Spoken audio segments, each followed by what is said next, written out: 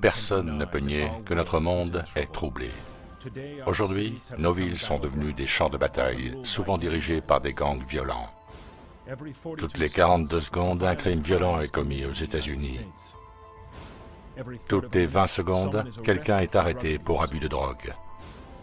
8 millions d'enfants américains sont sous prescription de médicaments incitant à la violence et au suicide. Les images d'écoliers meurtriers aux actes d'une violence insensée font les gros titres.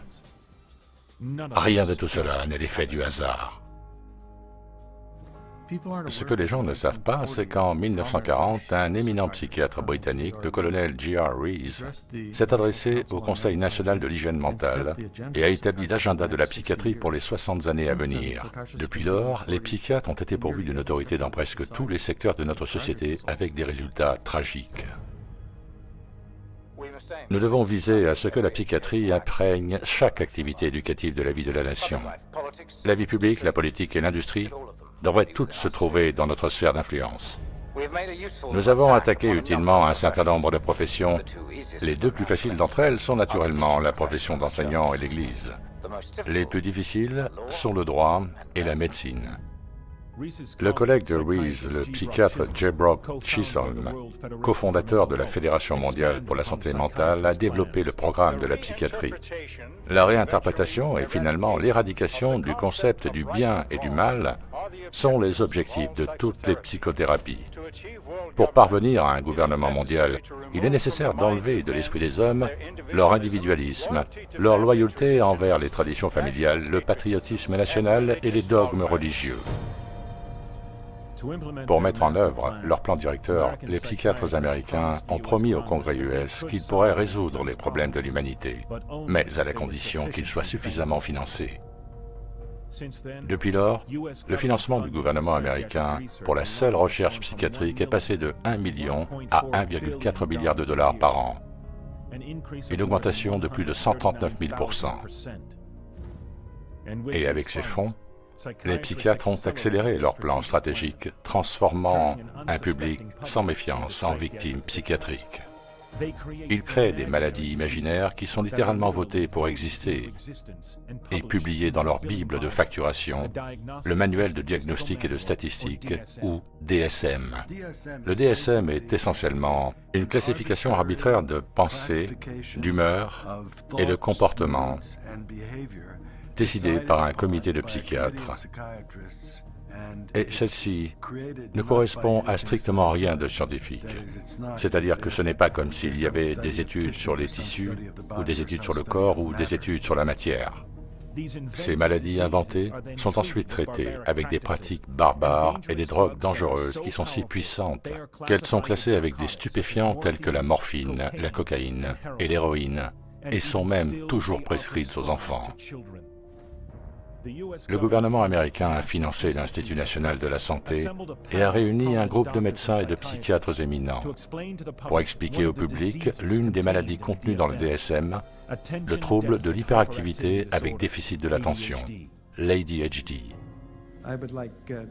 J'aimerais que l'un des membres du panel nous décrive un ADHD typique en termes de symptomatologie. Marc, voudrais-tu? Puisque tu les vois dans ta pratique. Ils sont... Je pense que le panel a été franc. Vous savez que les difficultés ici sont immenses en termes de...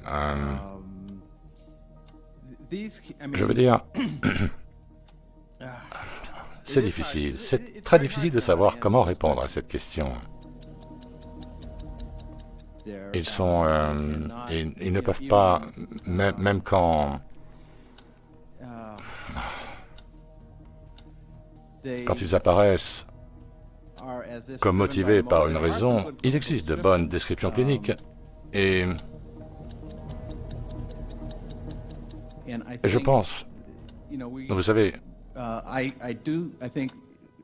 je pense qu'une partie du problème est que la profession ne cesse de changer de diagnostic. À l'heure actuelle, nous n'avons pas de diagnostic test pour les ADHD. Par conséquent, la validité du trouble continue à poser problème. Les psychiatres reçoivent 21 milliards de dollars par an par la prescription de puissants psychotropes aux enfants pour une maladie qui n'existe pas. Tout n'est que fraude. Et ils dépensent des millions et des millions pour créer cette recherche et toute cette littérature scientifique pour donner l'impression aux médecins praticiens non scientifiques que ce sont des maladies du cerveau. Les psychiatres savent très bien qu'ils ne peuvent pas prouver qu'il existe des maladies mentales, comme ils l'ont ouvertement admis lors de leur convention annuelle en 2005. La maladie psychiatrique n'est pas vraiment une maladie. Comment évaluer si une personne est guérie ou malade? Un remède est certainement quelque chose que nous attendons avec impatience, mais nous n'avons pas la moindre idée de comment y arriver. Vous voulez les traiter même si vous ne savez pas vraiment exactement ce qui en est la cause. Nous ne sommes pas bons sur les causes, nous ne savons pas ce qui crée la maladie mentale. Mais cela n'a pas empêché la psychiatrie d'engranger des milliards via les traitements et les prescriptions médicamenteuses, tout en vendant avec arrogance leurs remèdes aux effets dévastateurs sur des cobayes humains sans méfiance. M. Blount ne présente maintenant quasiment aucun signe de sa maladie d'origine. Les signes comme les mouvements de sa bouche sont uniquement dus aux effets secondaires des médicaments qu'il a pris pendant 20 ans.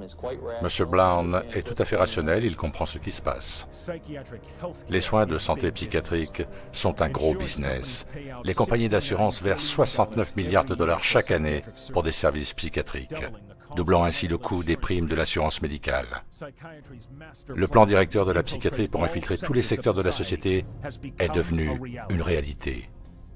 Alors que les psychiatres sont payés 23 milliards de dollars par an pour réhabiliter les prisonniers, 2 condamnés libérés sur 3 retournent en prison dans les 3 ans.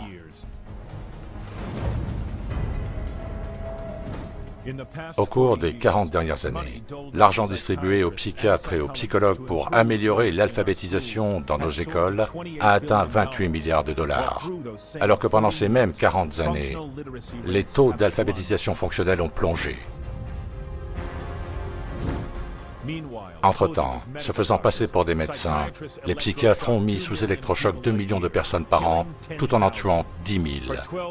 Pour une valeur de 12 $ d'électricité, les psychiatres américains récoltent 5 milliards de dollars par an.